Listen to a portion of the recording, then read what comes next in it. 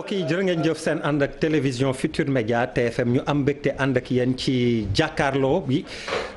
ñuy war ci ànd tey ak Pape Samba Kane di gan goo xam ne duñ ko présenté suñu grand suñu doyen ci métier bi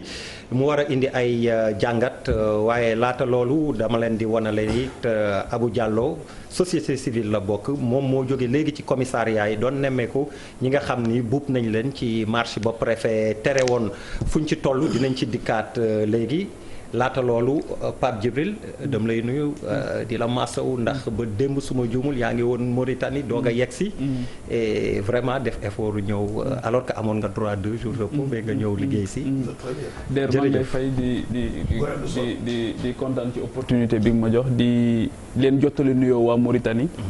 laajte nañ leen bu baax a baax je pense que ne Mauritanie moom télévision Futur Média lay seetaan. waaw donc li ma fa yóbbuwoon aussi c'était mouvement des jeunes panafricanistes ñoo xamante ni ay xale yu ndaw lu mat 17 pays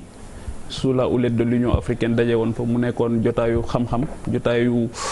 dialogue intergénérationnel mais surtout ñu amoon en toile de fond benn thème bu am solo d'actualité mooy l'immigration clandestine. Et je pense que le fait que ay xale yu ndaw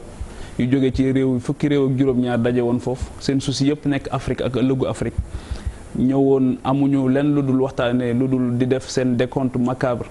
ci xale yi faatu ci géej gi ak ci désert bi. Je pense que c'était un certificat d'échec bu ñu doon délivrer ñi nga xamante ni ñoom ñooy les autorités ci wàllu Afrique mooy Union africaine interpellé nañ ko interpellé nañ CEDEAO mais interpellé nañ aussi les chefs d'État africains ñu ne li ñu sañoon de mooy bu xale yi retrouvé woo fii dañuy waxtaane numérique dañuy waxtaane industrie dañuy waxtaane entrepreneuriat ak innovation mais daje fi pour waxtaane immigration clandestine je pense que ça n'honore personne mais initiative bi lu am solo la ñuy gisee it lu am solo la l'essentiel c'est de ne pas répéter les erreurs des anciens moo tax il faut que ñu bàyyi leen xel bu baax a baax Pégu daf doon wax ne sans espoir nous ne sommes que bois mort. Donc je pense que le discours bi nga xamante ni moom mooy porteur d'espoir mooy sant yàlla ci ndaw ñi ni ñuy dajee noonu di waxtaan donc di nuyu aussi organisateurs yi le ministre de la jeunesse mais surtout une brave dame Aminatou Bilal qui a porté ça avec les autres jeunes de son staff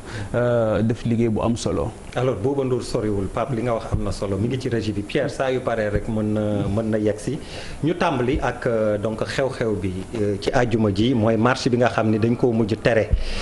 préfet tere ko mun nañ jàpp ni marche avorté bu doon ci nasaraan lañ koy wax. Marche boo xam ni nag jural na fitna ñi nga xam ni jéggi nañ tere préfet yegg fa abu ni ma ko waxee yaa jóge commissariat central léegi rek xanaa nga baaxee ñu xibaar yu mujj ñaata lañ fa téye ak seen nekkin foofu lijjanti bi ndax am na ñuñ ci bàyyi fu mbir yi tollu bismillah Abou Diallo ma lay gërëm tamit ci teewaay bi ndax yaa ci gën a réactif pour ñëw fekk si ñu ci plateau bi jërëjëf. waaw déedéet ñu nuyu la à travers yow aussi ñu nuyu sénégalais yëpp. ak ñi nga xam ne ñu ngi faral di suivre jàkkaarloo. ni nga ko waxee ñu jéggalu d'abord parce que heure bi waroon na ma fekk Pikine sama daara alxuraan. am organisation bu doon am suba. mais nag xew-xew bi am tey. bi mu amee à partir de 17h. donc Abdourahmane Sow sama président COS M23. bi marche bi jeexee ñu ne interpellé nañu ay nit. yu bari daf ne ma moom nekku fi dafa dem plateau. ma dem def le tour des commissariats parce que am na ci xale yi am na ci jeunesse bi. ak ñun ñi nga xam ne ñoo doon ànd ci xeex bi. donc fa la ñu nekkoon léegi nii ci commissariat central. jàpp nañu presque 36 personnes. ñu ngi nekkoon ci ay moments yoo xam ne ñu ngi ci audition yi te am nañu yaakaar aussi ni xëy na. fii ba balaa ñuy dem ci fajar bi audition yi jeexee dinañ leen libérer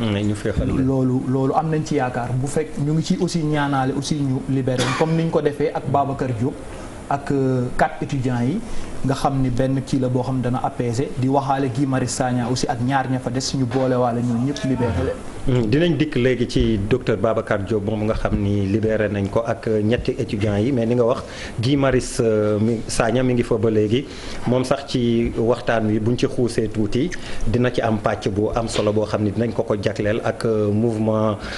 société civile wala citoyen yi ñu gis nga xam ni léegi ñoo nekk à l'avant-garde des combats ma dooree doyen donc du ñu mën a jàngat déjà ci li xew tey ndax lu mënoon a ñàkk la diggante préfet bi tere wala it ñi ñu tere ñu dégg tere bi yow noo ko jàngatee Pape Samba Kane. waaw ma leen nuyoo ba pare. après nag par devoir ñi seetaan aussi xëy na fi sama wax mën nar a mën a yem dama nekkoon tey si ngoon ci benn présentation benn livre dëgg la woo ma expliqué ma la nga dëgg la mu ñëw waxtaan ak yow waaw ci le déclin des partis politiques waaw et conséquences exactement li leen société civile bi ak surtout les mouvements activistes jël seen place presque bien sûr ci combat bi mais bien sûr lu ma jógee foofu gis actualité bi nu mu demee xamoon naa ne émission mel ni sa bos du ko mën a rëcc ma nuyu nag ñu fi fekk ñëpp et puis wax sama mbégte nekk ak ñoom dëkk ci plateau bi waxtaan ak ñoom di nuyu sénégalais yëpp ak yooyu ñu si jàgg naa xool seen émission bi xam naa tempérament bi gis naa kii nu mu tuddati yoon bi mu jël man mës naa ko wax je crois Bouba mës naa ko wax kii Jaxate bi mu fi nekkee c'est une émission extrêmement agréable à suivre merci format bi nag dafa xaw a yenn saa yi nekk polémique mais loolu ci àddina bi la ko léegi nag pour actualité bi ma ko xoolee li ma ci jot a dégg li ci yees ci man ñaari yëf la benn bi démb laa ko dégg benn bi tey laa ko dégg li ci yees mooy que bi ñuy demander autorisation le même groupe les mêmes signatures dañu demander autorisation pour ñaari marche est-ce que mën nañ ko waxee noonu dañu demander autorisation pour marcher à la place préfet bi ni fii la teew loolu la wax waaw loolu laa dégg te ba ma ko déggee it ci préfet bi déggewu ma ko ci préfet bi d'abord maa ngi ko déggee ci journaliste yi après ñu woo préfet bi woo benn kenn ci famille yi fàtte naa turam waaye moo ëpp expérience ñi moo leen mag muy wax sax ne xëy na erreur la booy yi def parce que bu ñu ñëwoon ci mag yi ñu xelal leen ak yooyu mais loolu du ma ci dugg li may dugg daal mooy ñaari marche pour benn sujet ci distance bu toll nii Colobane ba ville su fekkee dañu bañoon ku tere place de l'indépendance bi jox nañu préfet prétexte pour mu bañ ko maanaam ils ont donné des verges suñ ko mën a wax ci français pour se faire battre donc loolu tamit man partager avis femme boobu li am ba des mooy que li bees leneen li bees mooy tey dama dégg sànq ñu ne dafa am benn commandant ou en tout cas benn autorité policière bu ñu enregistré muy wax ne nañu maté journalistes yi je ne sais pas ces mots loolu bees na ci man parce que marche yu ñu autorisé wala ñu interdire ko ñi ñu ko interdire ne ñun dañuy marcher quand même wala ñu réprimer ko yooyu yëpp am na fii du ma dugg nag ci li nga xam ne man dama yàgg naa ko wax ñu may seetaan di ma déglu mu nekk journaliste léegi te yàgg na wax fii waxi démb ju nuróowul ak jëfi tey yomb fi depuis 40 ans man je suis un légaliste dëkk bu amul arbitre terrain de football sax ba amul arbitre match ba dootul mën a ànd waxuma la nag lu may ni réew am ay millions nit arbitre bi bu baaxul dañuy fexe ba changer ko am nañu ay occasion di changer arbitre yi bëgguma sori ci détail mais comprendre nañ fi waaw mais xam nga fi may wax xam ngeen ko muy cour suprême muy lu nekk bu ñu àggee ba ci ñooñu ñu ne moo fi sës rek yenn saa yi du neex ci man yenn saa yi du neex yenn saa yi du neex ci kii du neex tribunal boo fa xasee ba dem rek day neex ci kii naqari ci kii. léegi nag bu fekkee man la ñu nar a wax tribunal man du ma ci d'accord bu fekkee àndul ak man la ma bëgg. du ma dem tribunal damay teg xeex bi feneen.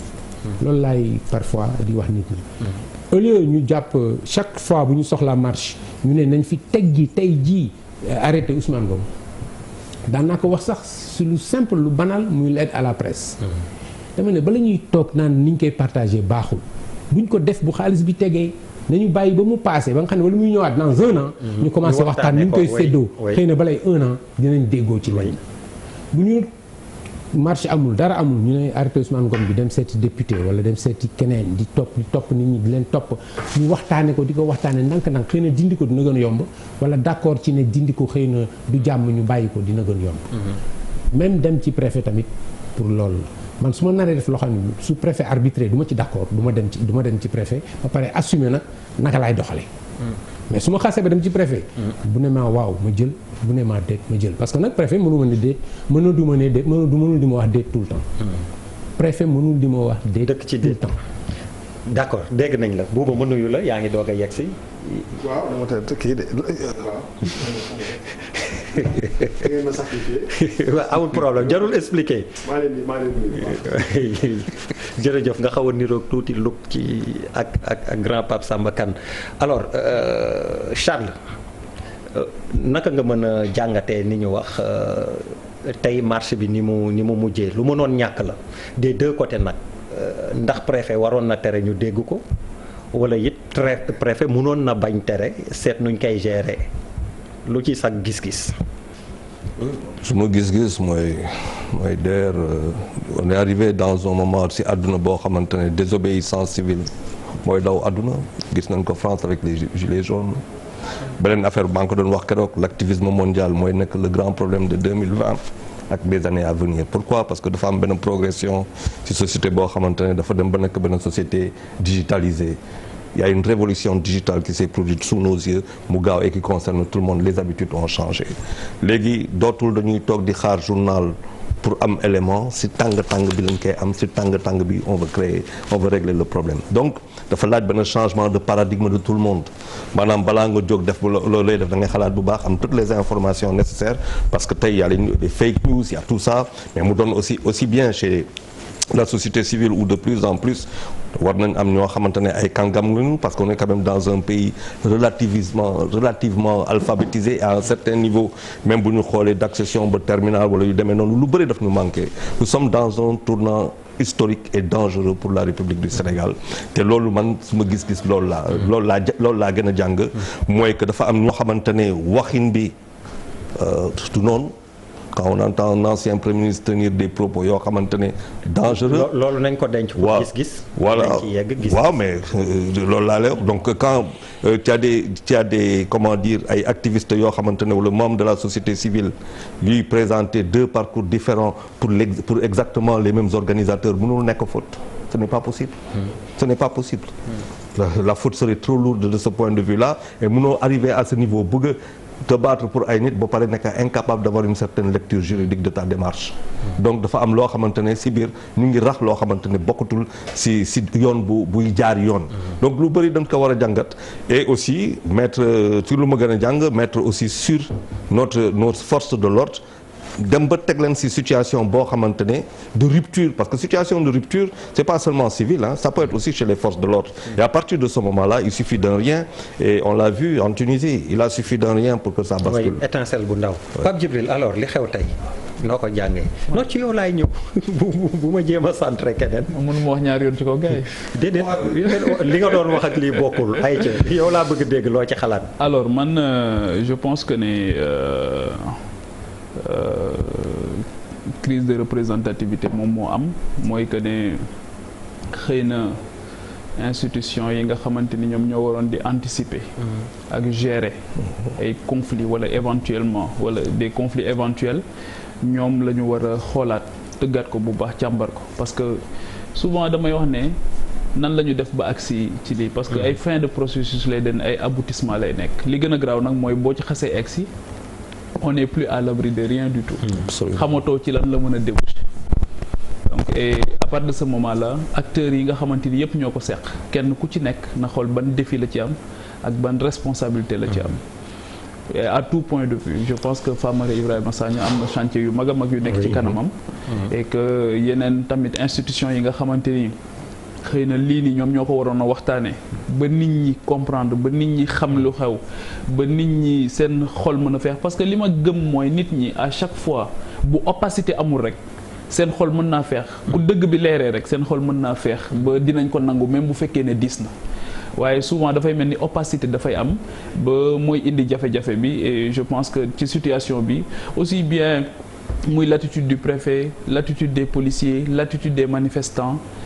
li métti rek mooy li yëpp dafa am lu ñuy fàttali dans un passé très très récent te jàppoon nañ ne lii féete na ginnaaw ci ñun ndaxte dañ ciy fàttaliku ay images yu triste ay tur yoo xamante ni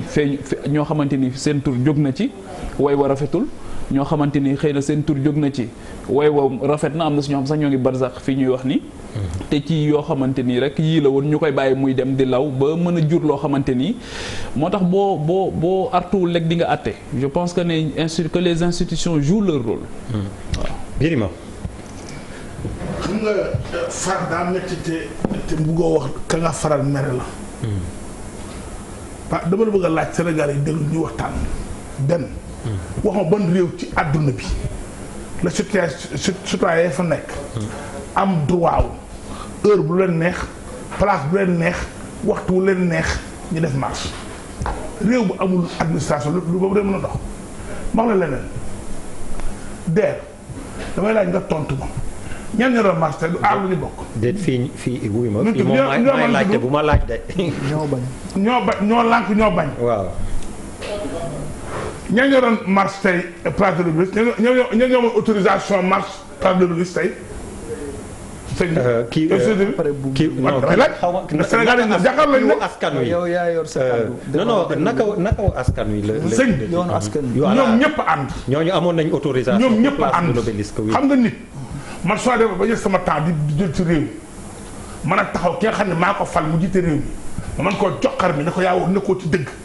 naa am courage man ki ma bokkal ñu bokk réew mi boo def dama la nekkoo ci dëgg loolu la ngor ñi yuuxu ñëpp koo ci woo ci ruq xam ne ñu doon marche teg tegu bëgguñu woon a marche dañoo bëggoon taal réew mi marche taxu leen jóg buñ bëggoon a marche gilets jaunes yi ngeen di jox exemple ñëpp a ngi dem France te rus naa ko defee du France duñ marche dootuñu marche place publique yi ci biir France yëpp kenn marche su fa léegi dañ ko interdire télé laay waxee li ma fekk France ëpp na xaw ma nu mu toll ci champs yi laay dal kenn du fa marche kenn du fa marche parce que dañuy aar réew mi nag aussi donc yow nga dem demander autorisation ñu may la ko fële nga xam dañoo bëggul marche parce que xam na ni kenn du leen topp lii ñu am lañ bëggoon dañu bëggoon a xeex buur réew nag yaa xam ngay parti yaa xam ku offensé réew dañuy force de l'ordre c'est dans tous les pays du monde ñoom bu la wal jóguñu woon tey pour marche buñ bëggoon a marche tey bisu tey dinañ marche kenn leen tere dañoo jógoon tey pour xeex nañ. d'accord te da non pas da may ma waxuma sa une minute. déet mukk yaa ngi ci 5 minutes waaw mais non waxuma 5 minutes. boo noppee ma jël. non mun ma saa d'accord. kon baax na merci beaucoup waxuma 5 minutes. Bouba saw non waxuma 5 minutes. bu moo ma ne boo bëggee ba noppi ma. mooy yaa defar débat. amul problème boo ma nee ma jël daal ma jël man. waaw dama ne boo jëlee merci. moom ci man. kon merci de bàyyi leen ku leen wax dëgg ngeen coupé ko. Bouba yow laa jox jëlal. bi may wax c'est triste DER waaw. sa yaram teel na tàng trop. tàngul de ma tàngul. Non mais DER tu devais pas le couper. non Bouba tu as la parole. waaw bon parce que comme fii lay xewee. il faut des fois ñuy jël aussi suñu ay opportunité pour mën di leeral parce que ñun ñii ñëpp. dama koy wax tout le temps chaque ajjuma nga seet sa yére bi gën a jag nga sol ko toog ci télé bi di wax yombut mën nga def erreur mën nga wax li mën nga wax la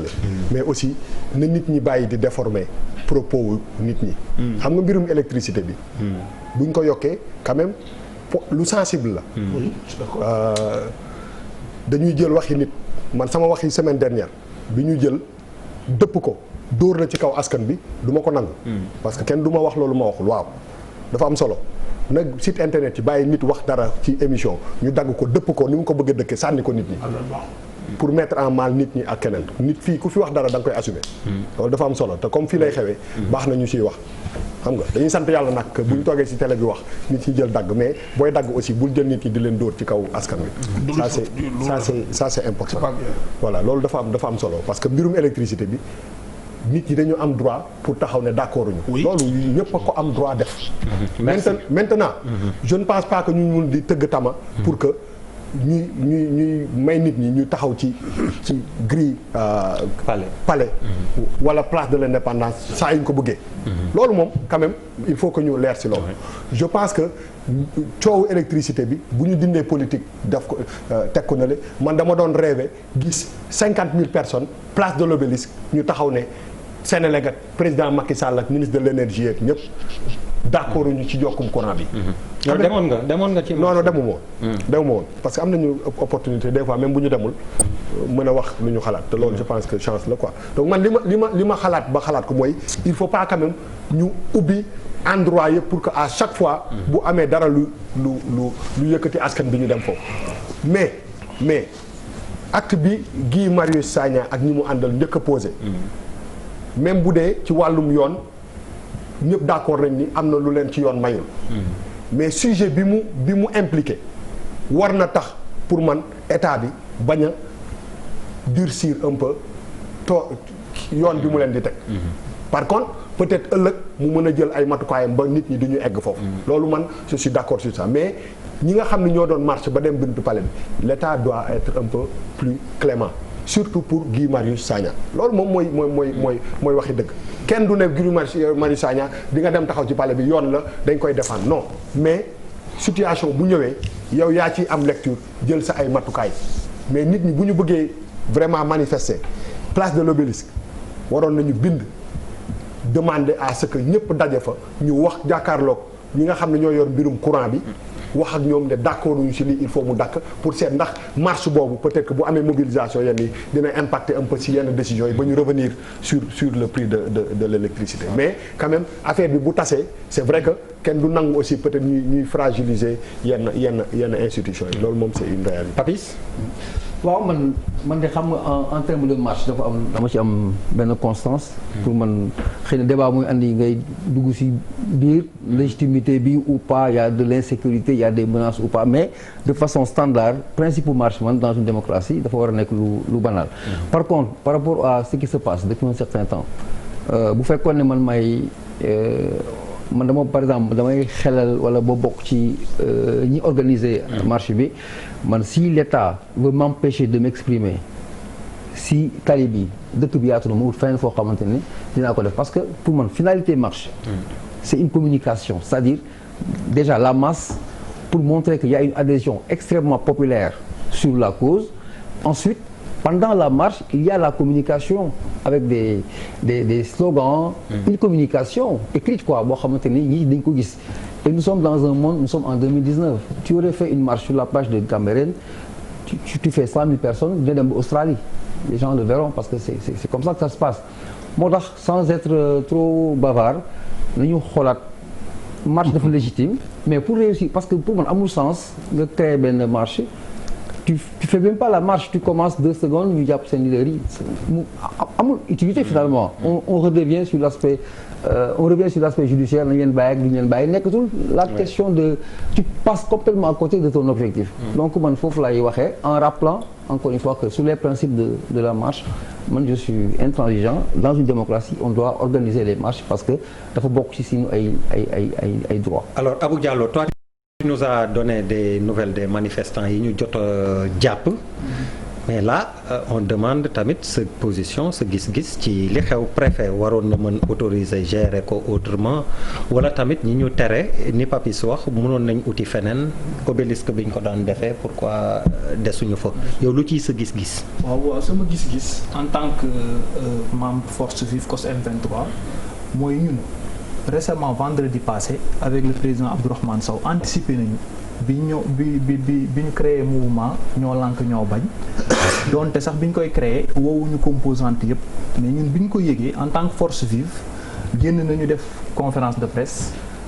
demander à ce que bu ñu autoriser marche place de l'Obélisque ñu ngi woo ñëpp askan bi yëpp ñu génn dem marche bi ñu nga ca woon bii passé vendredi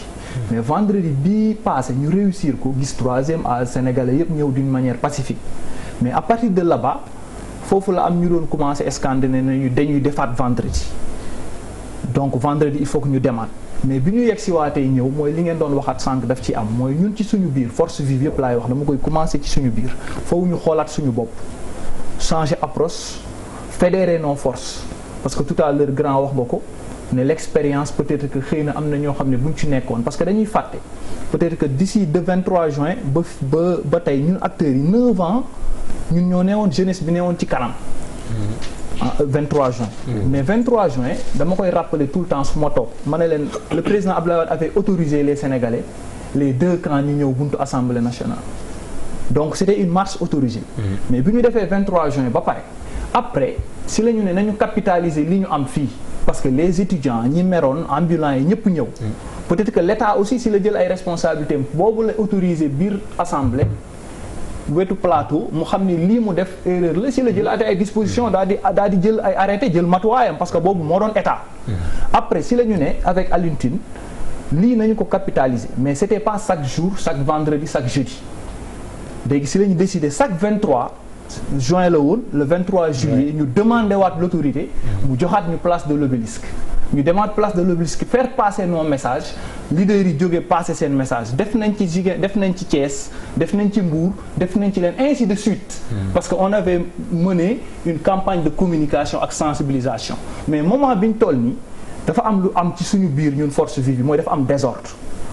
ku nekk ci chapelle am di organiser di wax parce que jóge nañu ci aar nañu bokk pareeguñu ndax jeex na jeexagul ñoo lànk ñëwaat taxaw ñu gisaat yeneen leader ci biir jógewaat fa yeewaat pour que ñu mën a régler jël préoccupation sénégalais yi d'abord ñun force travailliste yi force syndicaliste yi ñun société civile foog ñu daje suñu biir d'abord ñu wax bu dee Sénégal la ñuy xeexal ñu teg ko ci table bi ñu waxtaan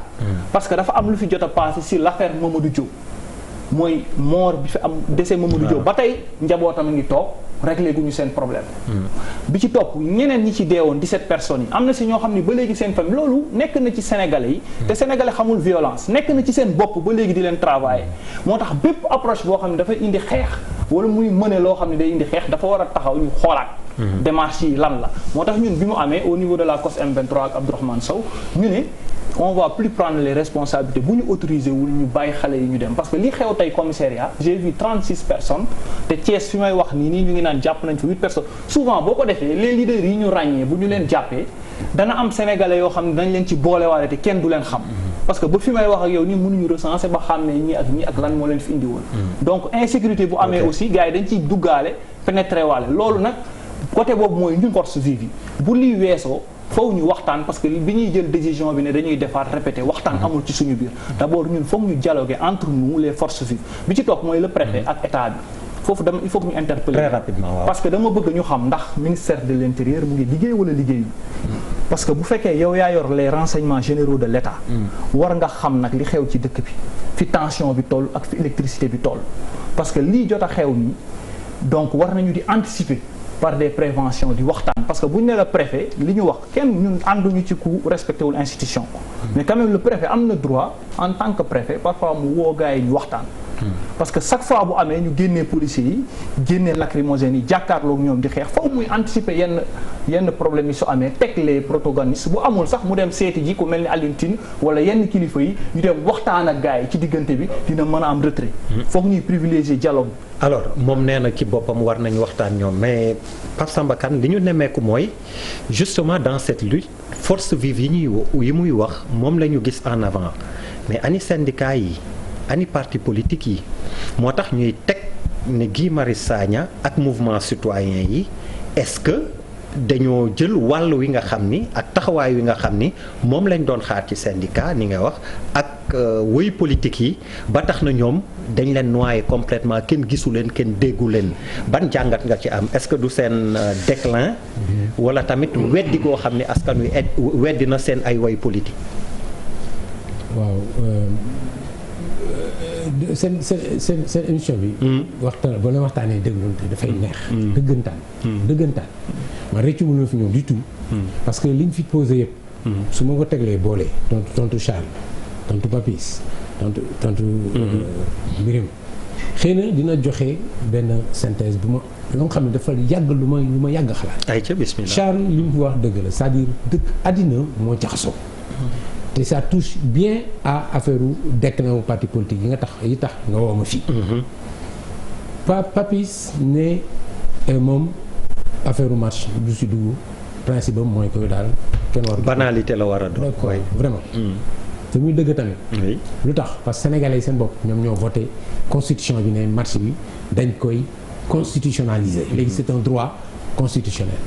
waaye constitution exclurul réglementation. loi yi gën mag ci àddina dañ leen réglementé. te dañuy dénk nit mu exécuter loi yi selon règlement yi koy organiser marche droit constitutionnel droit dañ koy exercer dañ koy demander du dëgg ni ñu ko organiser mooy que war nga dem ci préfet bi ne ko damay marcher moom mi nga xam ne moom yow booy nelaw moom mi ngi seet lu xew ci dëkk bi fa pneu yi di tàkkee fa band yi di réunion yooyu wax dëgg yàlla mu xam mu bañ a xam moo la ko war a gën a xam yow loolu du sa liggéey est-ce que comme ni mu ko waxee léegi am na ay nit yu nar a infiltrer marché bi indi ci yeneen problème xëy na am na lu mu ci xam am na lu ñuy ñaan rek mooy que préfet bi honnête juste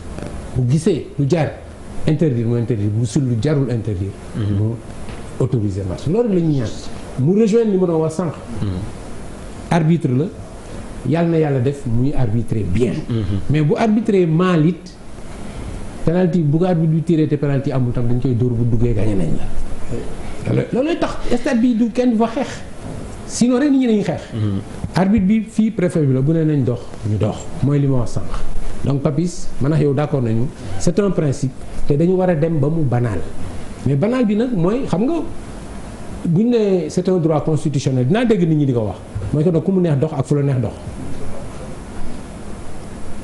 mun nga dox foo xam ni nit ñi dañuy bëgg a jaay pour daan seen doole suba ñu yóbbu seen kër lu ñu lekk lu ñu naan foofu boo fa doxee ñooñu nga lor leen man mii préfet xam ko man la noonu bul doxee fii doxal fële war nañu mën a déggoo wax dëgg yàlla c'est un droit constitutionnel man sama charge mooy ma organiser ko ba mu bañ a gaañ ñeneen ñi ñu exercer seen ay droits d'exercice de leur fonction économique et cetera pour vivre du dëgg ma dellu si Charles dinaa ñëw si ñeneen ñëpp Charles li mu wax dafa nekk dëgg boo xam ne moom moo engendré coow yu bëri yi ñuy wax yëpp nit ñi dañu xaw a jaaxle les choses vont très très très vite te loolu siècle bi yëpp la siècle bi yëpp la première guerre mondiale ay dox ak ay fas ak ay baïonnette lañ ko commencé 4 ans après char de combat moo ko gagné gis nga boobu ba léegi nag kii histoire dafa accéléré te bi nouvelle technologie ñëwee nag accélération bi dafa touché les médias aujourd'hui partis politiques yi journalistes yi xam nga sa ñu fex sànq affaire journaliste buuba way mënoo wax sa wax ci télévision bi ñu jël ko tourné ko ka koy tourné du sax journaliste day créer benn ni ñu koy waxee ci compte YouTube ci këram di bind ci suuf confrontation entre Abdoulaye Wade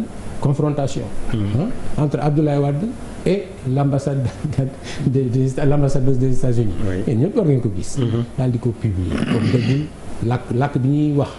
bi ñuy travailler dégg ko te loolu mooy li gën élémentaire xamul lan mooy information xamul naka lañ koy vérifier xamul lu mu war a wax te léegi ñooñu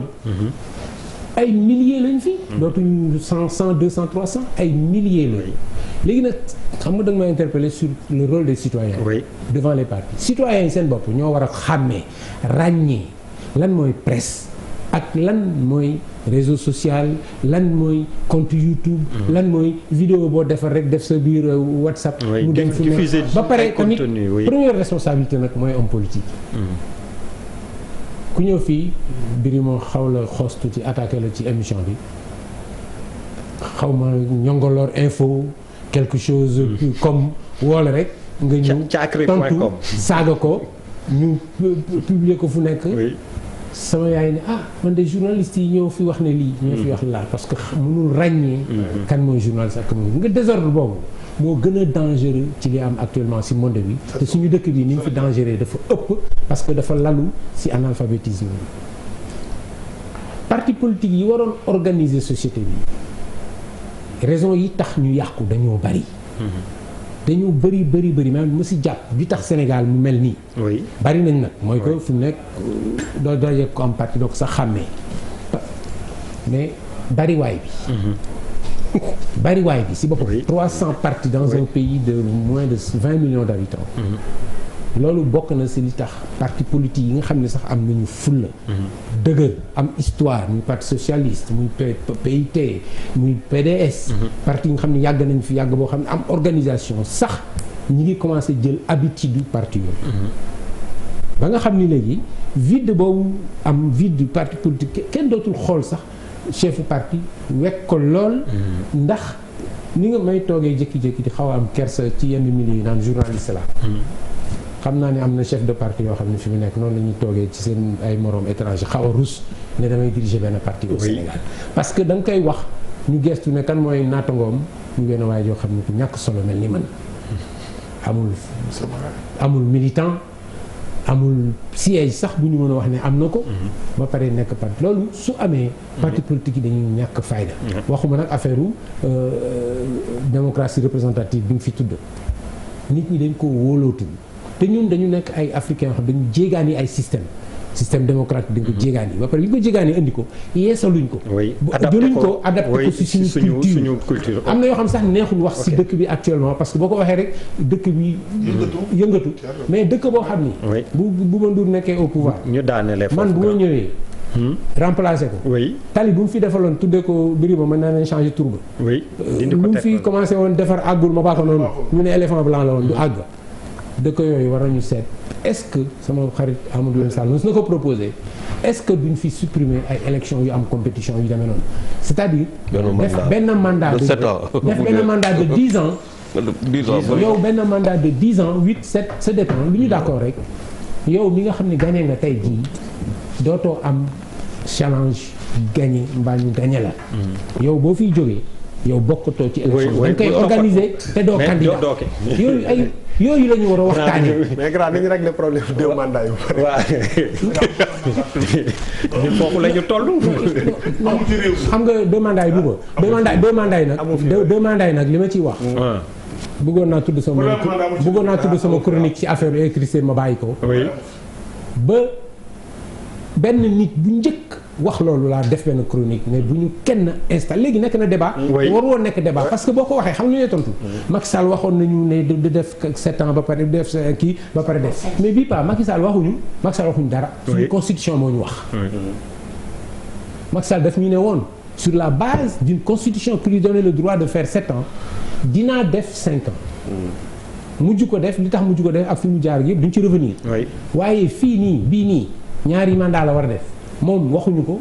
suñu constitution moo ñu ko wax bu ñu déglu woon suñu constitution dalal suñu xel toog jàpp suñu ñàmbur bañ ko léegi nekk na débat nekk na débat boo xam ni may na nguur mu def sondage est-ce que amul 58% Sénégalais yoo xam ne sax fi mu ne bu ma ne woon 3e mandat ñu ne waaw te politique bu calculer loolu mu nekk mu jaar daf koy tenter. Très bien Pape Samba Kane alors Charles li ñuy wax Guy Marius Sagna les mouvements citoyens société civile ñoom Abou ñoo nekk léegi à la remorque de nos syndicats et des partis politiques ndax ni d'accord nga ak grand bi ci déclin boobu ñu constaté. mais DER bu muy commencer du Sénégal aux États-Unis il faut voir qui est président boo demee France il faut voir qui est président c'est dans le monde. boo demee Italie boo dem fu ne ce ne sont plus ay nit yoo xamante ni issus de partis politiques. ñooy jël classique ñooy jël ça c'est fini ça dama ne le monde. il y a eu benn bouleversement une révolution sociétale qui s'est produite avec la digitalisation qui a tout changé. toutes les 30 minutes il y a une connaissance nouvelle sur terre. yow nga bëgg a toog di dox ak lu passé mais tu perds ton temps. ba pare tam mu am benn affaire boo xamante ne mooy grand Pape Samba Kane j'ai beaucoup de plaisir à partager le plateau avec toi mooy 300 partis politiques idéologie alimentaire fu mu jëm. les gens ne sont pas là pour les Sénégalais ñi néew na pour Sénégalais yi seen poche lañ fi neel la première chose da ngay ñëw ñu jox la ay oto nga dugg ci biir oto yi c'est li lu mu tudd c'est des vitres teintées dedans c'est des cuirs nga am sa chauffeur ñu jox la oto pour la maison oto pour les enfants et ainsi de suite et puis voilà tu as des prestiges extraordinaires ba pare au bout de quelques années nga tu te retrouves avec des immeubles un peu partout des villas voilà ça veut dire qu'aujourd'hui tu dis amul Birima n'est pas d'accord avec ce que tu dis. mais bàyyi ko mu eggali ba pare. jox la oto jox say doom jox say nangam amul ci réew mi kan moo fi am. waaw bàyyi ko mu eggali kan. waaw léegi. le président de la République si boppam man waxuma ko moo ko waxal boppam. 300 milliards et quelques si oto c'est pas possible du moo ko fi wax. oui ça c'est man waxuma ko. je n'invente rien. c'est vrai man les faits. Charles je suis un journaliste. non waxuma loolu mu wax. ok attention li ma weddi wóor na bu ma kenn waxal lu ma waxul daf ni nga jox nit oto vitre teintée jox oto pour ay doomam jox ko pour nangam jox ma ne loolu amatul ci réew mi loolu laa dindi man man nga may la wax ma kan la.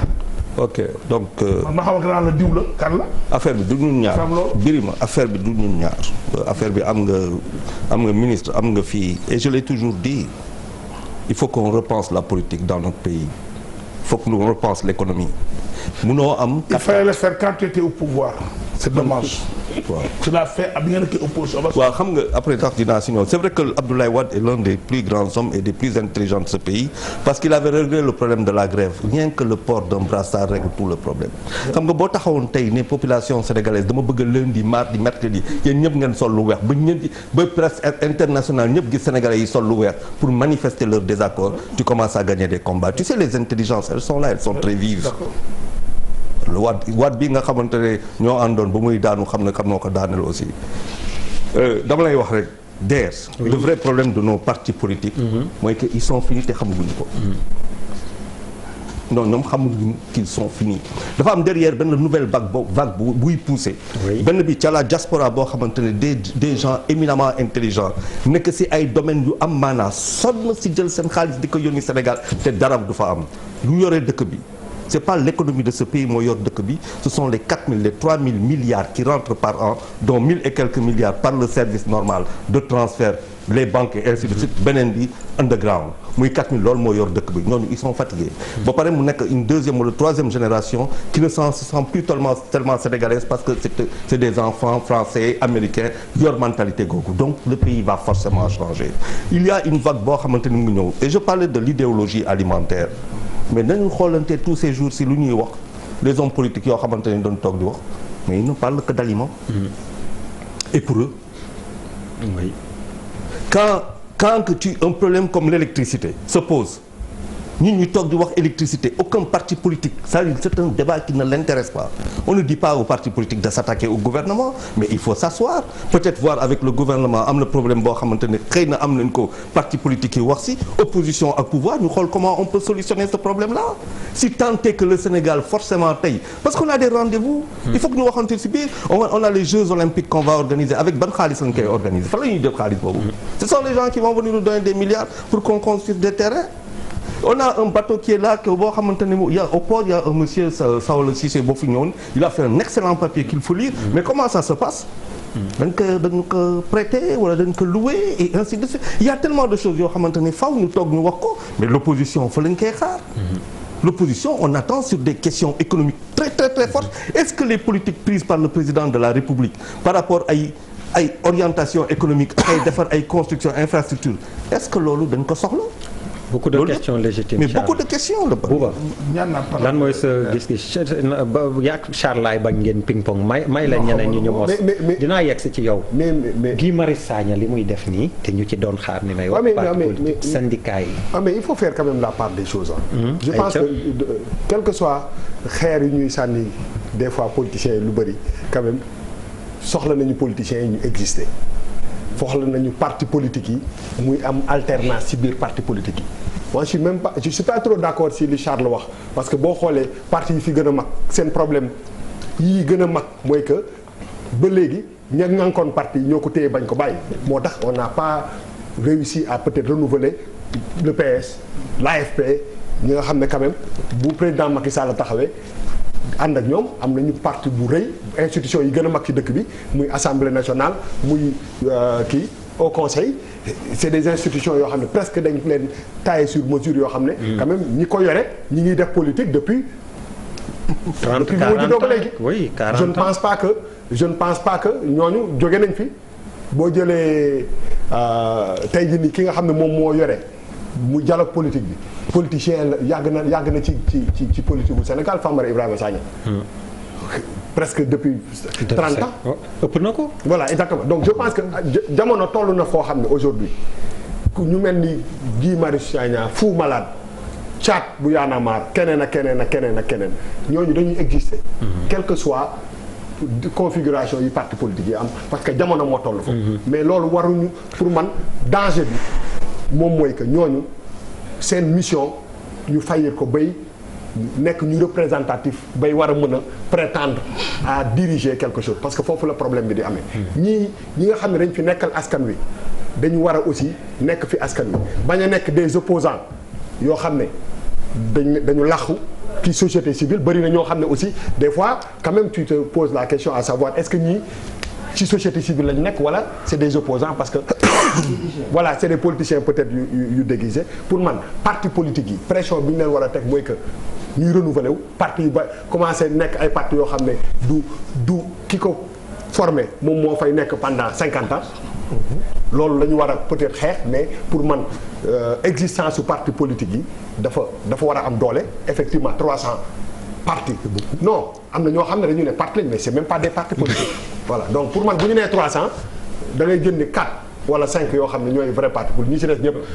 boo maytu mën ak papis mi bu ñu boole woon ay mbooloo ñoo leen ëpp donc ñooñu am nañu récépissé mais c'est vraiment pas des partis politiques donc 300 yi bëri na mais en réalité ñi nga xam ne ñoom ñoo le parti socialiste mooy parti bi fi gën a yàgg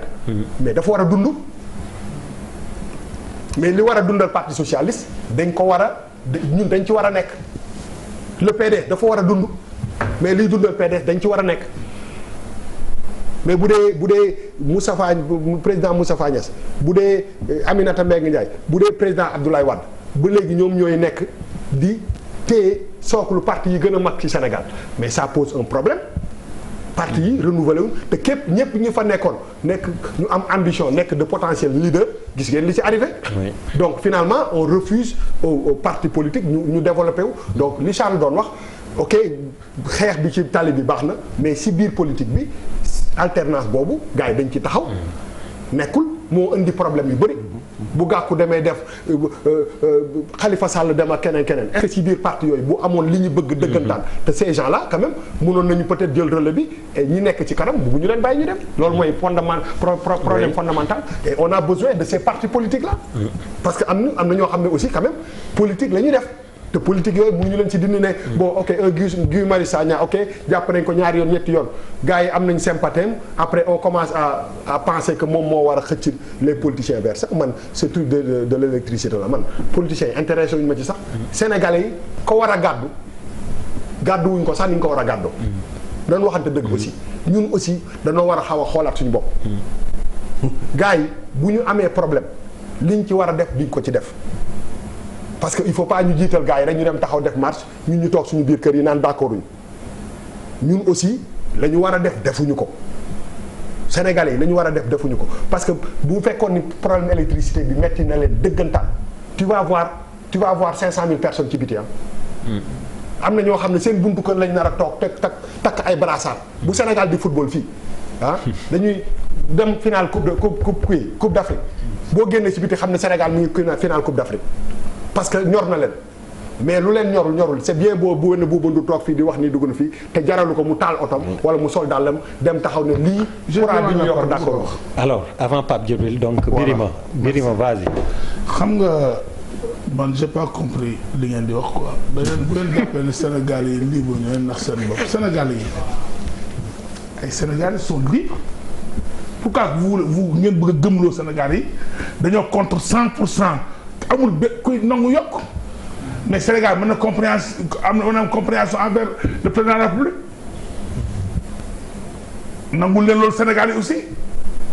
Macky Sall mën nga ko waxal lu ne nañu teg Abdou Diouf teg Abdoulaye Wade teg Macky Sall génn Senghor parce que bu fekkee ba jëlee Senghor moom ci wax ñu teg leen. pourquoi mun a wax ci Senghor parce que fekkee ma nguuram. xaw ma ci dara li ma xam ñi ma fekk laa wax. ñii ma fekk nañu wax devant les Sénégal teg leen ne leen yéen ñetti ñi kan moo ëpp loo yokk ay daara ci réew mi ndax Macky Sall da jël deuxième sax Sénégal yi toog est-ce que réfléchir wul noonu oui pourquoi ngeen bëgg a xeeb la réflexion des Sénégalais comme quoi yéen yéenay guerrier de la République comme quoi vous êtes les intellectuels de la République vous êtes qui non même ma eggal doguma la bàyyi ma eggal. waaye say argument yi taxawul waaw doguma la sa yow la sa argument teg yow ni kaay ne ñëpp génn. kenn génnul. non waxuma ne ñëpp génn dama ne bu leen ñoroon dinañ taxaw. ñoru leen waxuma ne ñëpp génn yow mi yaa ngi commencé déformer sama ay propos. dama ne waxuma bul déformer sama ay propos. voilà dama ne Sénégalais bu leen ñoroon. dinañ gën a taxaw ci li mu taxaw. est-ce qu'on n'est pas en train de parler de la même chose. est-ce qu'on n'est pas en train de dire la même chose. boo ko dee wax la. non dama ne est-ce que on est man ak yow dama lay dagg xamul tax est-ce que man est-ce que man ak yow nekk ñu di wax la c'est possible dama ne Sénégalais bu leen ñoroon dinañ taxaw loolu mooy li ngay wax alors bul dugal sama la ngay wax Bouba Sénégalais bul ko dagg au moins continue le président Macky Sall yi ñu jógee nga yokk bi ki koy def la gën a metti Sénélec dégg nga ñu wax ko tey ku dul nit ñi fay liggéeyee lépp dañ koy jënd bitim réew expliqué nañ ko président Macky Sall bi muy yokk kii bi électricité bi nañ wax ni ñaata lañ ci yokk deuxièmement xoolee ñu ko def dafa bañ nanguwul gaz bi bokku ci nanguwul li nga xam ne ñëpp dañ ko tuddee bokk ci da ko sponsor ba léegi Sénégal bi boo yokkee dina ko metti mais ba nanguloon Sénégal bi mën na comprendre une situation le président Macky Sall man j'en doute est-ce que li mu fi yokk ba mu nekkee 2012 à nos jours mën na et puis courant bi da koo wàññi woon ba mu ko mënee da koo wàññi woon ba mu yaakaar ni yokk fi da koo yokkaat bu ko war a wàññi da koy wàññiwaat il faut nit ñi aussi nangul ko loolu yokk ak wàññi ban réew la amul na politicien gën def discours à la nation ne man su ma faloo ci réew mi ba may falu ba may génn doo sa yokk dara ci réew nañ ko wax na am ku taxaw wax jël engagement boobu ne man moo jëlee réew Sénégal ba ma faloo ba ni may daanoo doo dinaa Sénégal boo ko ne 12 ans du ma yokk damay wàññi rek loolu mënul nekk Sénégal ji ku ko jiite di nga wàññi di nga yokk ndokk nag bi président Macky Sall bokk ci président yi xam ni moo ëpp lu mu wàññi moo gën a tuuti lu mu yokk loolu aussi loo mer nag di ko wax nangul ko te c'est la vérité bu dul dëgg wet lenn fii bu dul dëgg ne moo ko dëgg mais ki yokk fi réew mi toll ki ko jiite moo la ëpp jàmm moo la gën a bëgg jàmm ci réew mi man may di fay courant kenn fay loolu damay dem di ko fay sama bopp neexul mais la situation est là ba ñuy bi ab ju dagg fii 15% yi ci salaire u sénégalais yi le plan Sakho-Loum mais daa metti woon temps yi PS nga woon de. oui mais dafa metti woon man da ko daan fayeku sama salaire baaxul woon ma koy dund mais bi président Abdoulaye Wade dundee fekk lañ doon dagg kii bi ñëw moo tey Sénégal fii mu nekk une situation il faut muy am ci réew mi bu amee parti politique yi dañoo xam peut-être en âme et conscience que lii c'est dafa dollar baa ngi 600 francs pétrole bi yokku na xaalis amul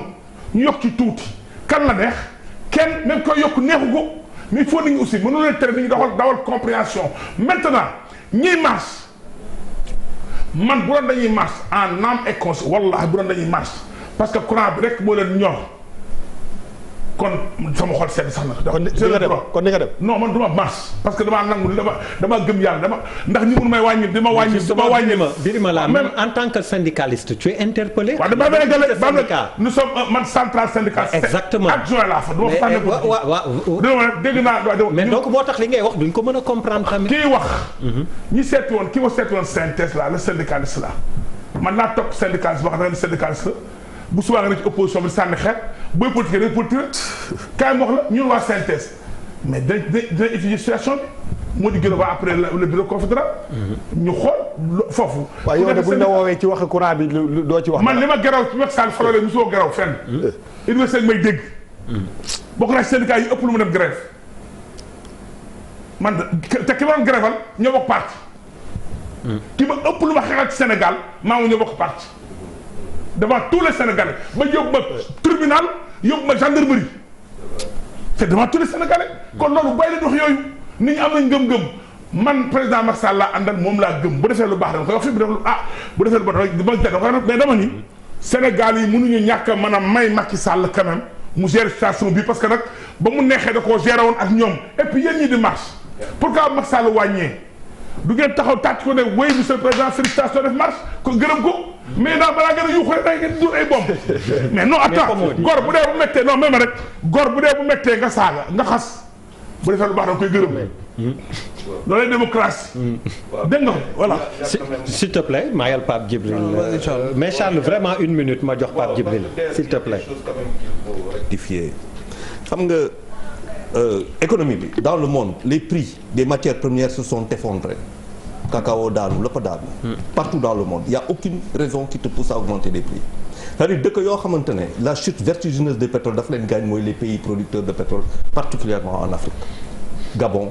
Angola Niger Nigeria tous ces pays-là ont des difficultés depuis 2012 c'est pour cela que c'est devenu difficile pour eux contrairement à nous ne sommes pas producteurs de pétrole wante le glissement de plus de la moitié dama leen ne marche ça veut dire que d'ailleurs il faut aussi faire des analyses économiques sinon on dit des généralités et qui dit des généralités ne dit rien du tout le pétrole s'est effondré. Le cours du pétrole s'est effondré entre mars 2012 et mars 2013. Il est à 50 et quelques $. C'est 2 fois moins que 2012. Nous avons des dollars acquis de 497, c'est passé à 596, 600, c'est un glissement de 100 francs. Le vrai problème qu'il y a, et je le dis tout le temps, on pose mal le problème. C'est faux ça. Non, mais ça, il suffit d'aller voir les prix. On pose mal le problème, comment Charles? On pose mal le problème. Ça veut dire, qu'est-ce qui fait que Sénégal, par rapport à embelli boo xamante ne, parce que quand il y a eu la chute vertigineuse du pétrole, notre facture est divisée par 4. Et l'administration, ce n'est qu'en 2017 de rétablir la vérité des prix à la pompe d'abord. À la pompe d'abord. Les gens oublient ça, il faut restaurer des vérités économiques quand même. Donc ni di wax comme ça dans le truc, c'est dangereux. Le vrai problème qu'il y a, c'est comment se fait-il aujourd'hui que, mais yow fii rek novembre 2018, qu'est-ce qu'on nous a pas montré? Quelles sont les promesses qui n'ont pas été faites? Il y a une inauguration lañ fi deful. Comment se fait-il que entre boobu ak tey mu am benn basculement qui justifie que par exemple des gens se retrouvent avec des factures de 200 et quelques mille, de 300 et quelques mille, avant que augmentation bi ni ki ñu ne non il y a un pic de attends non c'est n'importe quoi. Charles yaa ngi juum yaa ngi juumee très rapidement dafa juum dëgg sax yokk bi dugagul ci facture benn Sénégalais. Le 1er décembre lay jël effet. Balaa wax naa ne franc ñu fi ay facture bu leen nax Sénégalais yi yokk benn Sénégalais fayagu ko yow Macky Sall musul jël décision ba nga ni sax économiquement c'est normal da ngaa wàññi na fi sax nga ni mën naa gën a wàññi yow moom opposant nga buy wax rek Sénégal dégluwuñ la bu ñu doon ba tax deuxième mandat bu ñu dof loo waay yow. Pape Djibril alors ñu dellu un peu ci problématique bi ni ñu ko posé Guy Marius Sagna mouvement citoyen yi qui sont désormais à la remorque de lutte yoo xam ni Sénégalais yi xëy na ci léegi ci ñoom la ñuy gën a gis seen bopp. Je pense qu'actuellement défiance moom mooy li gën a yomb léegi à l'endroit des autorités mooy askan boo xamante ni dinañ jël di nga jël mesure ñu contester ko vigoureusement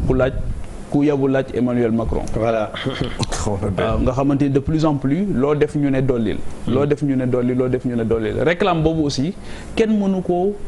bañal sa askan. kenn mënta bañal sa askan muy fàttali. ñi nga xamante ni da nga leen dénk. kenn mënta wax ci réew mi nga xam kenn moomu ko kenn mënta wax ba askan bi du ñuy fàttali ñi nga xamante ni ñoom la ñu dénk liñ leen dénk. ne leen fu ngeen ci toll. kenn mënta fexe aussi ba duñu leen fàttali li ñu diggee woon. ne dinañ ko def ñu xool ndax def nañ ko wala defuñu ko loolu mooy droit bi nga xamante ni moo gën a élémentaire surtout bu fekkee ne xam nga mooy li waa ji di wax ne la démocratie a ses emmerdements su fekkee ne da ngay woote démocratie aussi da nga koy ñemee jusqu'au bout nga assumer ko ba mu mat sëkk crise de représentativité bi loolu moo indi lii tey ñi nga xamante dañuy dem ba yeneen force yi nga xamante ni ñoom ñooy émerger xëy na ñoom la ñuy gën a déglu ndax ñoom ñooy gën a am benn taxawaay bi ñooy gën a occuper espace bi je ne suis pas en train de dire que parti politique yi dafay faatu surtout au Sénégal parce que sociologie politique au Sénégal aussi lu wër parti politique yi dañuy ñëwaat téye affaire bi léegi nag li xew mooy société civile mën nay contester mën na jiite contestation bi mais ci cëppaandaw ja parti politique yi dañuy ñëwaat jël ko. Emmanuel Macron c'est vrai que incarné na une troisième voie mais soxla woon na parti socialiste à un moment donné. dugg na ci biir am nu mu taxawee ba bi muy dem bàyyiwul ci appareil bi lu bëri. boo jëlee Trump aussi à un moment donné il avait besoin des républicains. même bu fekkee ne il n'était pas un politique classique. donc tout cela pour dire que appareil bi di nga ko soxla léegi ci biir appareil yooyu.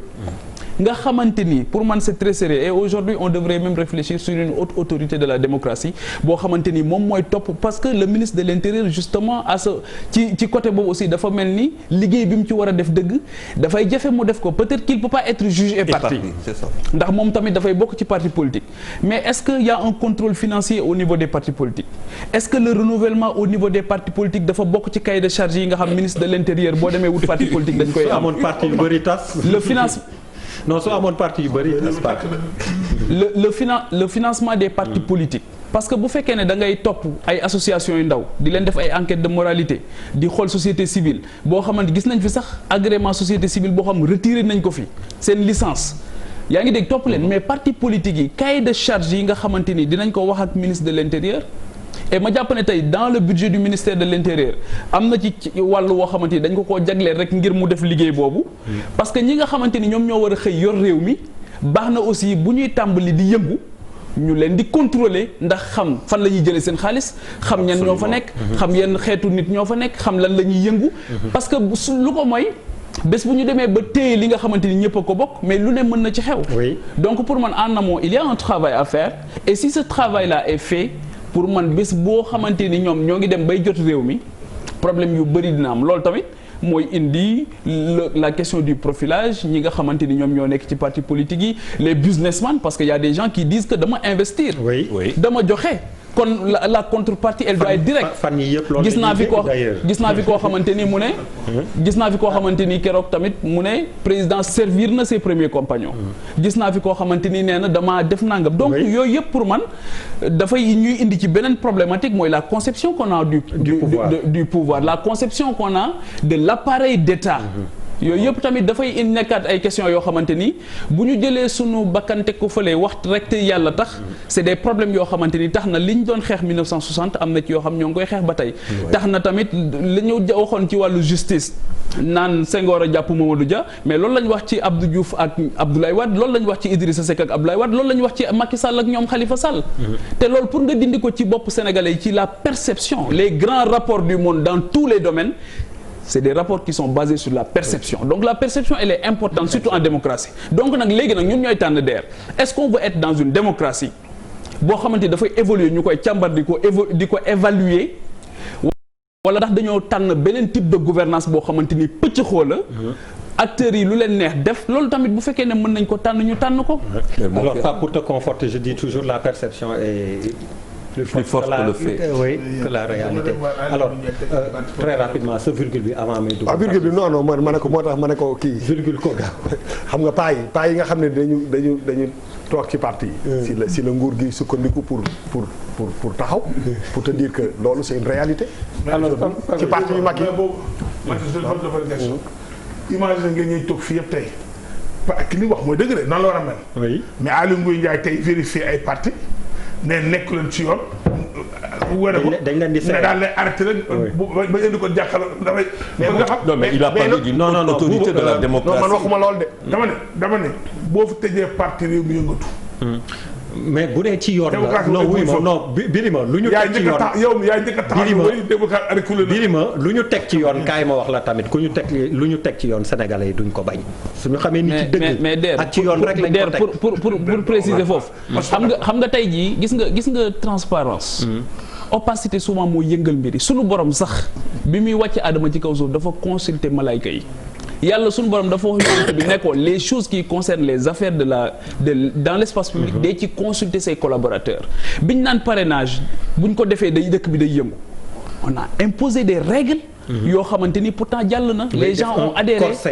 corsé nañ ko les gens ont adhéré te gis nga ce travail là yàlla xam na ne si on le fait pas parti politique yi dina gën a yokk parce que loolu moo tax ba ci biir dialogue national bi les partis politiques qui sont là-bas mais ils représentent qui c'est des GIE mais du ñu ay parti alors Papi mais c'est la vérité li ma xam c'est la vérité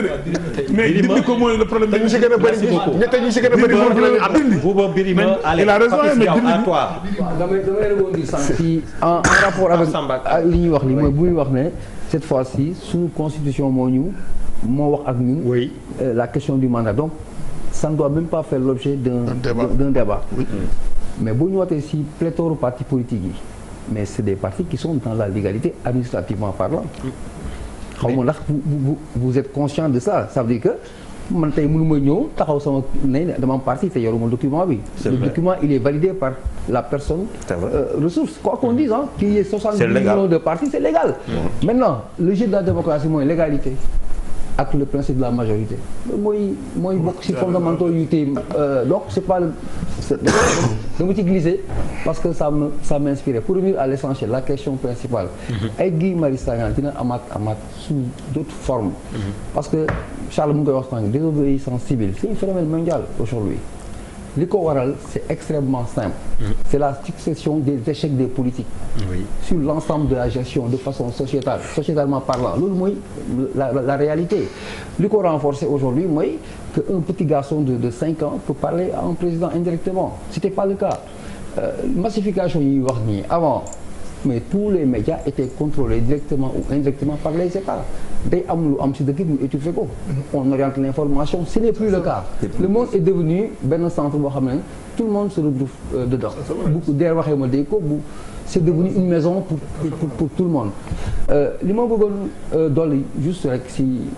loolu xëy na je vais te rappeler ay jàkkaarloo je sais pas si tu te rappelles je disais toujours je regrette que ñun suñu ay les grands intellectuels j'avais même pris l'exemple des universitaires maanaam universitaires yi nañu génn ñëw diriger les mouvements citoyens pas pour wax rek ay politique parce que tu peux être de la société civile nga spécialisé sur des questions de vie de tout quoi qui n'ont rien à voir avec spécifiquement la politique parce que la politique c'est vrai elle est centrale mais il n'y a pas que la politique dans la vie on ira vers ça gis nga rupture de confiance bi am parce que les gens ont compris je ne parle pas du Sénégal dans tous les pays du monde aucune représentation politique n'a été au bout des combats les populations du ñu dañuy gis seen ay problèmes personne ne les règle tu es député une fois installé yow sa mission c'est de défendre ton terroir et tes concitoyens mais tu gères ton avenir et celui de tes enfants les gens l'ont compris et c'est valable dans tous les pays du monde moo tax population di jógal seen bopp di waxal seen bopp di essayer seen bopp moom mooy ce qu'on appelle c'est un terme plutôt désobéissance civile on n'accepte plus le dictat des autorités et ils sont obligés de le faire xoolal ce qui s'est passé en France avec les gilets jaunes quand les manifestations bu ñu commencé dañoo sax ragal les politiques dañoo sax ragal génn parce que les gens leur ont dit c'est pas un combat politique c'est pour les Français point barre boo gisee pancartistes slogans yi ils se sont tailés les politiques c'était des citoyens mais ay jaaykatu dawalkatu camion des lambda français qui sont sortis pour dire pendant 6 mois nous ne sommes pas d'accord léegi dem nañu ba defar ay référendum indirectement Macron même dans les du jamais vu une pratique qui n'a été jamais constatée dans le monde donc Guy Marius Sagna tey suba dina amaat Abdoulaye Der danaa wax suba Birima ça va continuer parce que dafa am benn divorce entre les politiques et les populations et c'est valable et c'est universel. Alors yow ci loolu ngay yëngu Guy Marius finalement est l'absent le plus présent de marche bi amoon tey te mujj demee ni ñu xam Abou yow miy yëngu ci wàllu loolu nan nga gisee ni ñuy wax crise de représentation boobu am ba léegi yéen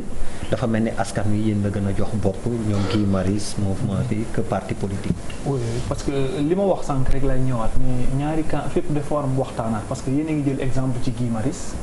mooy d'abord même sans keroog Blaise da ngeen ko fi invité. waaw mu ne bu waxtaan amee nañu xoolaat statut société civile. ak force vive ban taxawaay la ñuy amee. mooy maanaam désordre bi dafa am fépp xam nga Guy Marius Sagna tey. mu ngi ci c'est différent ñu def différence boobu tey ñun ñi nekk ci biir force vive yooyu boo dindee Y'en a marre nga dindi Abdourahmane Sow cos M23 keneen ku newoon ci kuréelu société civile bu élection jotee dem nga bokk ci benn coalition ànd ak benn candidat moom ci la bokk waa kii dem na soutenir coalition Sonko jot na dem ak Sonko ba nit ñi sax mënuñu def différence entre Guy ndax vision dindi Macky Sall indi système u Sonko moo ko gënal donc problème boobu sax man njortu naa ne tax nañu téye ko ci kaso bi parce que bi ñu bàyyee tey les 4 ak Babacar Diop état bi xam na ni université jaxasoo na xam na ni force yooyu am nañu doole libéré nañu étudiants yi peut-être que Guy am na ñoo xam ne perception bi ñu am ci moom mooy mu ngi yor frappe mu ngi yor leneen mais quand même ba léegi bu Sonko di présenté wala muy def conférence presse day toog ci wetam partager ak moom vision léegi il faut que ñu xam d'abord société civile bi ñi nga xam ni dañu nekk société civile féetewoo ak askan wi boo ko doon calculer tey fii Sénégal man ci ñi ma jàpp man li ma jàpp tey Y'en a marre laa gis demul élection soutenirul candidat Abdourahmane Sow bi ma àndaloon bi ñu tegee cos M23 demul élection soutenirul candidat léegi nag boo jëlee liste bi fa nekk yépp ñooñu ku ci nekk am nga fenn foo dem bi ñu demee ba nga xam ne élection yi passé na dafa am lu am ci parti politique yi mooy parti politique li Pape Djibril wax laay rejoindre man dama leen di rendre hommage te wax ni seen position ba tey ñu ngi koy am mais problème bi ñu am ci politique mooy réalité Sénégal sociologie bu Sénégal mooy da ngay dégg parti politique yoo xam ni dafa am beneen côté bu ci am mooy comme parti socialiste ak parti démocratique sénégalais ni ñuy former parti politique yi ñiy jàngale histoire donc grand yow loolu dama la ci interpeller ngeen def ci ay investigation bind parce que bindoon nga pocket menteur benn livre boo mës a bind si l'onage gaspillage organisé bi ma koy lire xale laa bi ñu la invité jano bi nga koy expliquer xale la mais dafa am benn investigation boo ci defoon xam nga parti politique aussi foog ñu leeral Sénégalais yi ni mu sosoo parce que da ngay ñëw parti lu mel ni parti socialiste ñu ne la Lamine Gueye Senghor Serigne Babacar Serigne Fall donc biir parti yi du mës a fay parce que même famille yooyu nga xam ne tey bu ñu ñuy jaaxlee fa la ñuy dem am nañu contribution ci parti bi nga ne parti démocratique sénégalais ñu ne la Serigne Cheikh Gaïndé Fatma bokkoon na ci ñi nga xam ne contribué nañu bi ñuy créer parti démocratique sénégalais ba ci seen premier congrès donc ni parti yi di sosoo bokk léegi ñaari parti yooyu moo amoon biir parti yooyu lan moo fa am école amoon na PDS amoon na école amoon université da doon am université yoo xam ne ñun ñuy def jeunesse man def naa ci xale def naa jeunesse libéraliste def naa yooyu parti socialiste pendant ce temps amoon na école du parti ba nga xam ni balaa ngay nekk école da ngay jóge pionnier comme ñoom Khalifa Sall comme ñoom Pape Babacar Mbaye comme ñooñu dañu lay jàngal scout jóge pionnier dem nga dem parti socialiste fële mu am MJE MJP wàcc ba yéeg UJTL yéeg ba dem ba ci kaw ñaari parti yooyu bi crise yi amee bi ñu ñëwee pouvoir Abdou Diouf dem bàyyi Tanor amul légitimité depuis congrès sans débat si la ñu perte appareil nga dem parti démocratique sénégalais bi Abdoulaye Wade jógee au pouvoir ne Karim maa moom parti bi damay bàyyi Karim ki d'accord ñi d'accordul la Karim dañu gën dem créer ji seeni groupe parti ñi fa des continuer ñi de gëm Karim continuer Karim Macky Sall le président a eu la chance bi mu créer APR fekk fi force vive de la nation yi rejoindre CPC après finalement parti yi ñoo dematul après CPC moo am CPA am Front Siggil Sénégal après ñu ñëwaat assise nationale bi mu passé rek Benno Siggil Sénégal si la rafler les grandes villes yépp donc ñi gagné woon même nekk ay chef de parti amuñu woon légitimité c'était les coalitions parti yi quitté nañu parti dem coalition léegi nag coalition yooyu continuer ba président de la République bi mu fiy toog première bi mu jógee ñëw deuxième tour toog M23 moo joxe moo d'ordre parti yëpp ànd def Benno Bokk Yaakaar ñun ñu contribuer ci mu toog ba fi may wax ak yow nii Macky Sall a un problème de numéro 2 parce que partem jotu fi dem congrès bay organiser wu bañ ne kii mooy structure yi moom moo toog rek nommé moo tax boo demee ci biir parti à l'interne foofu lay rejoindre Pape Djibril Fall ci dialogue bii ñu jëm li tax mu am solo mooy réew mi depuis code consensuel Kéba Mbaye ñu waxtaane woon benn code bu baax depuis lors le Sénégal mënul am sensu toogaat def benn code bu consensuel. En fait ce code était juste une base de travail. base de travail boobu ñu déparé woon comme bi ñu jógee ci M23 bi ñëw 2012. waroon nañ am sensu. mon frère c'est-à-dire tu donnes toi-même la réponse pourquoi man d'accord tu donnes toi-même la réponse pour rejoindre c'est-à-dire les partis politiques sont devenus virtuels ne le savent pas. c'est aussi. ba tax na xoola si Charles ba tax na député damay joxe benn exemple boo dàqee député yi léegi da ngay gis benn député nga ñu investir ko autant il était d'accord avec Idriss Seck wala Modou. ñu investir ko dàq ko ci parti parce que Abdoulaye réglé woon na ko ne ku quitter sa parti. mais doo mën a dem parce que coalition moo la fa tegoon. léegi nag bu ñuy teg coalition yi langaamu bi dafa bari lépp bari nga ñëw ci société civile bi fële loolu li ñu war a régler la waat une bonne fois pour tout ak ministère de l'Intérieur ak le financement des partis politiques. parce que maintenant dafa am lu ñëw muy entrepreneur politique. il y a des personnes yu nekk ci administration du Sénégal am ñoo xam ne aussi dañoo nekk ay bailleurs de fonds jóge extérieur ñoom ñooy ñëw financer ay nit wala ñu wàcc ci terrain bi wala ñu nommer le ministre nekkoo woon politicien ñu jox la département bu am doole am ay projet ne la miiteel sa bopp ci politique parce que boo duggul ci parti kooku xamul politique finalement dafa jaxasoo xaalis ak lépp ci biir ak entrepreneur moo tax dialogue bii ñu jëm su dee ni sincère na su dee président bëgg na lu baax ci réew mi pour mu am une sortie honorable dafa laaj ñu toog waxtaan xoolaat affaire yi li ñu daloon Sénégal bañ ñu dalaat. alors Pape Samba foofu lañ lay libéré xanaa ñu systématiser rek ak donc ni ñu déggee ñu exprimer wu ci nouvelle logique je dirais donc d'engagement collectif bi nga xam ni ñoom Abou ak ñëpp junj nañ ko. fan la ñu jëm ak moom lan mooy mujjantal gi. waaw précision bu ndaw rek pour Papis gis nga légalité ah. su créer désordre dañuy créer beneen légalité bu ko gën a indi même li ñuy wax nii parti politique yi ils sont légitimes dëgg la mais bu ñu nekkee 300 ba créer désordre pour dem ay élections ñu def ay coalition ba fi mu nekk benn loi kenn mënu ko appliquer parce que loi boobu mooy député bu démissionné si liste parti bi la élire ñu dàq la dootoo da ngay perdre sa poste mais léegi loolu mën nga ko def sax. kenn mënul parce que coalition moo la. oui moo la yóbbu waay. dégg nga donc lu légal bu demee ba indi désordre mën nañ ko revoir quand on remet en cause la démocratie représentative mooy bi nga xam ni moom lañ jàpp di ci fal ay député di ci fal ay maire di ci fal président de la République ñu dem ba koy interroger mun nañu interroger quand même le nombre de partis politiques c'est pas pour interroger la légalité de l'existence des partis politiques ni d'interroger leur rôle. Leur rôle reste mais justement bu ñu demee ba jouer tuñu seen rôle Diallo décrire na bu baax rôle parti éduquer ay nit former ay nit di def ay université et cetera ku amul siège amoo juróom-benn nit mënoo jouer rôle boobu. te rôle boobu bu fekkee même légalité moo la ko may te joué too ko ñu ngi koy wax journalisme métier la boo xam ni li ko organiser dugg ci yomb na am na ñu profité si yomb boobu dugg ci. mais ni ñu koy defee baaxul ba fi mu nekk nii man ak yow suñu sañoon ñu teg loi bu leen ko teree def bu leen ko teree existe donc loolu c'est pour juste une précision désordre bi am ci concept yi bëgguma woon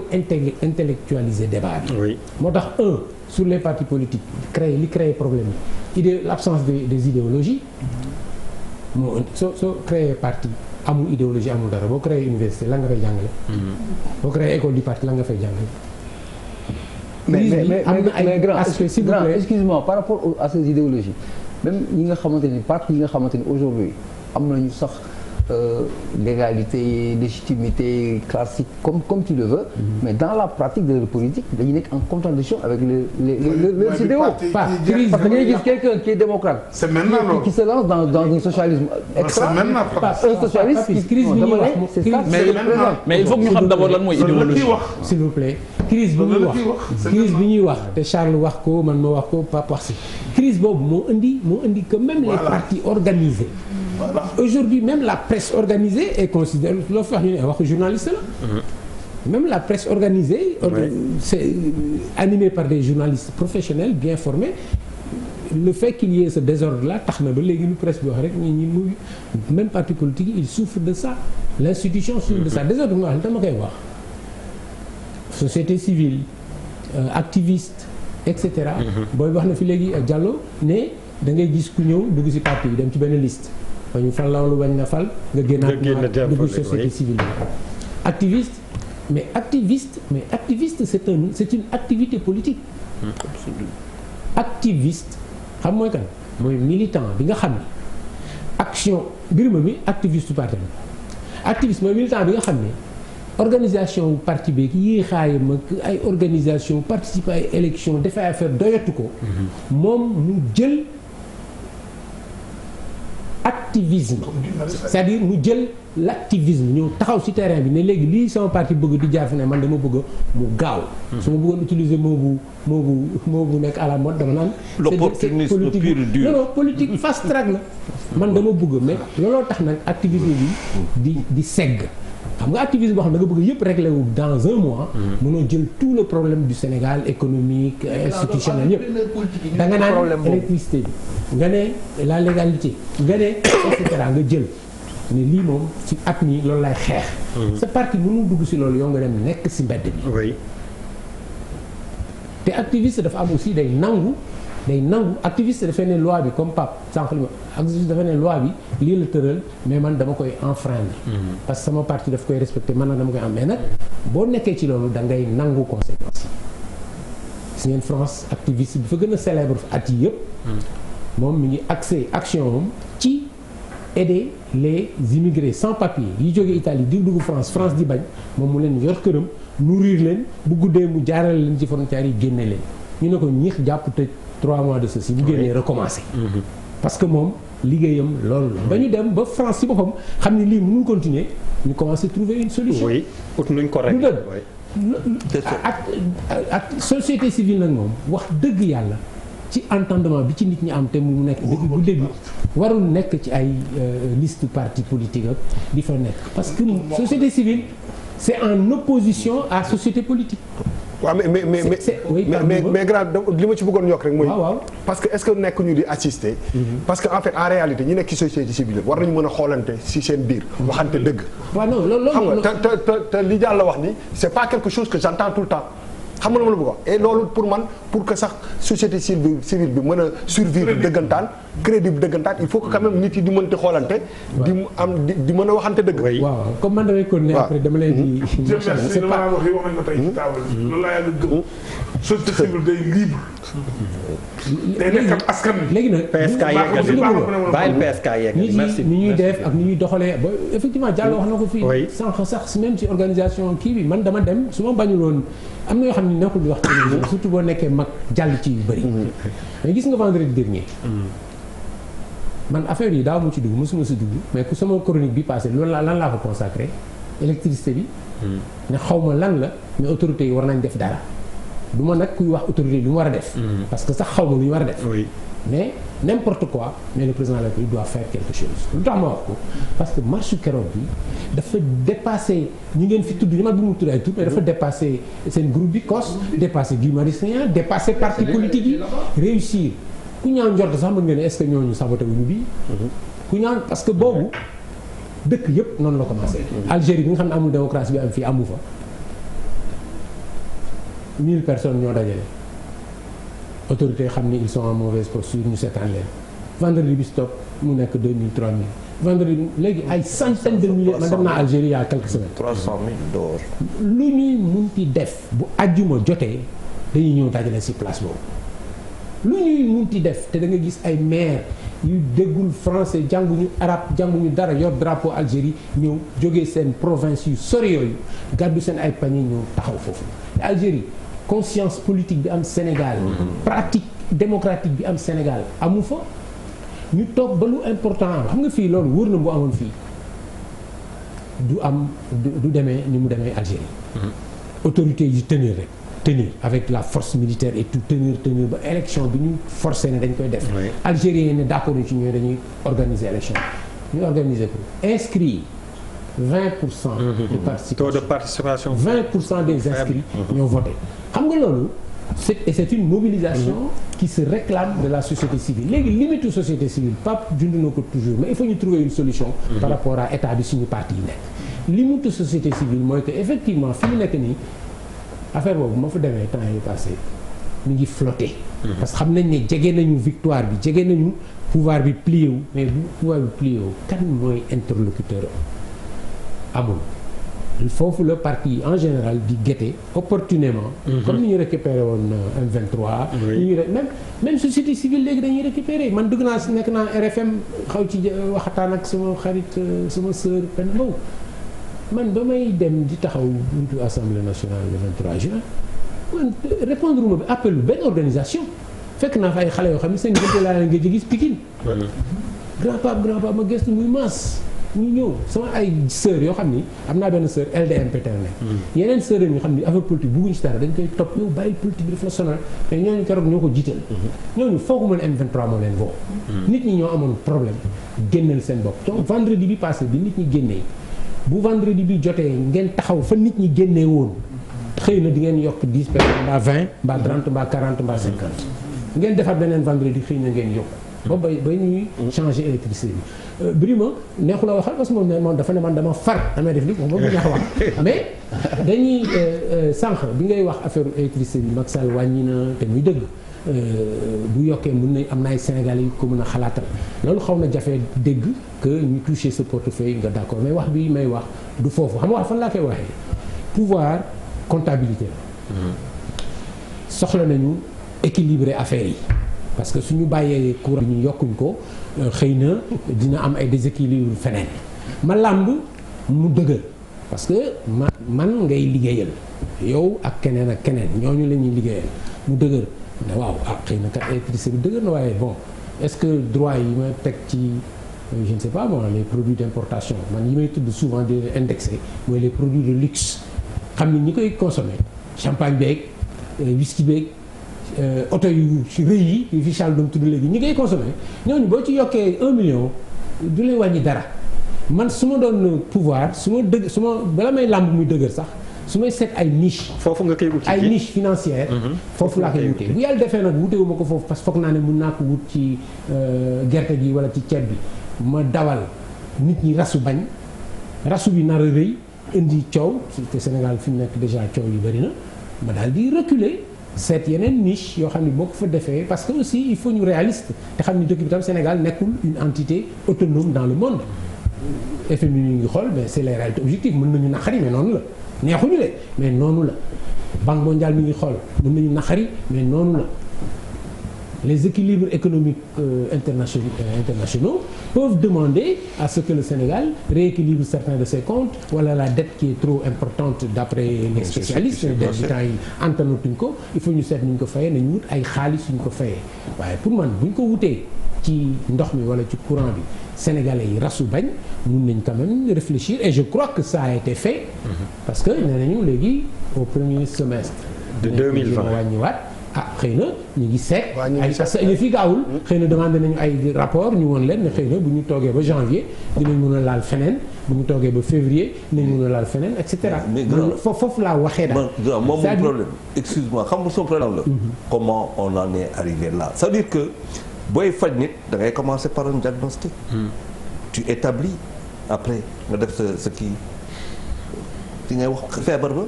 pour nga mën a commencer nag da ngay dem présomption de kii nga def nii di ba xam garab doo ko jox garab comment on en est arrivé là c'est-à-dire que tey et c'est là que moi j'interpelle les partis politiques de l'opposition c'est-à-dire affaire yi day am di dem on passe d'une embellie d'une promesse embellie au cauchemar et comme ça et les gens vont l'encaisser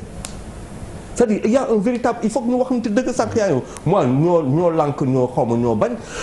je trouve ça c'est-à-dire même aberrant ñu koy wax quoi waruñu fi àgg mais il faut qu'on explique aux Sénégalais comment on est passé d'un stade de promesse et d'embellie au cauchemar et personne ne va en parler. Pape Samba Kane ñu ngi lay gërëm di la sant parce que waxtu wi dab nañu vraiment tamit retenir nañ le plus que de raison ak activités yi nga xam ni incha allah bu ñu xëyee moom la waroon def plateau bi jaral la ko ñu la ciy gërëm bu baax di la sant merci beaucoup Pape Samba Kane journaliste politologue analyste écrivain tout ce que vous voulez macha allah moom la ñu àndaloon c'est bon à préciser Pierre deuxième partie